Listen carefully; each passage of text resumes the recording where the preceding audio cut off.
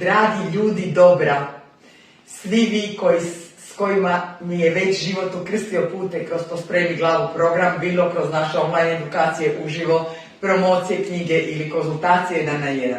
Svi vi, dragi čitatelji, osobito moje druge knjige Ja sam Petra, nećete me slomiti, kao i svi oni s kojima mi je život bilo na koji način ukrstio, okrznuo nas jedno od druge, pa smo se, kako ja kažem, po boji duše, po duhu koji nosimo u sebi, prepoznali, a ne upoznali. I želim vam se zahvaliti, jer mi vaše prekrasne riječi, osvrti, spontane recenzije što izlaze iz srca nakon bilo kojeg oblika prepoznavanja mog rada donose dodatno gorivo kako bih ja mogla natrag donositi vama novo svašta što pripremamo, nadograđujemo program, a i ono što je glavnina, srž programa i alati za jedan smislen, ispunjen, dubok život.